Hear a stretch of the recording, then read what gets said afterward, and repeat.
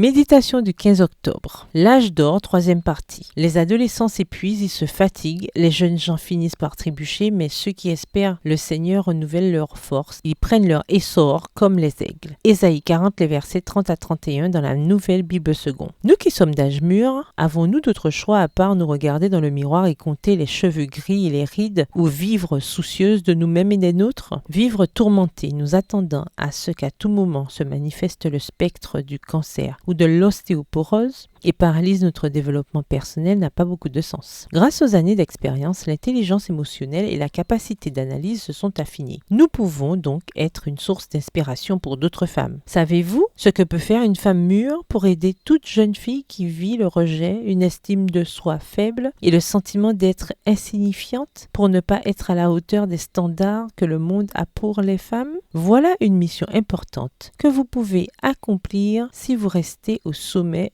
de votre existence, profitant et contemplant le panorama sans vous laisser aller à une descente vertigineuse, pensant que tout est déjà fini pour vous. Les cheveux gris et les rides sont non seulement dus aux changements physiques internes, eux-mêmes fouis des années, mais aussi à la mauvaise humeur, l'anxiété, l'angoisse, la tristesse et l'inquiétude qui accélèrent le vieillissement. Il est sécurisant de se confier sans cesse en Dieu. On n'est pas alors constamment dans la crainte de difficultés futures. Ce souci et cette anxiété perpétuelle disparaîtront. Nous avons un Père céleste qui prend soin de ses enfants, un Père dont la grâce se révélera suffisante en cas de besoin. Texte tiré du livre Pour un bon équilibre mental et spirituel au volume 2, au chapitre 50 à la page 484. Livre écrit par Ellen G. White. Chers amis, profitez de votre âge d'or et faites en sorte que chaque jour soit une expérience enrichissante et nouvelle. Reconnaissez et exploitez les merveilleuses ressources que vous possédez encore. Asseyez-vous chaque matin au pied de Jésus.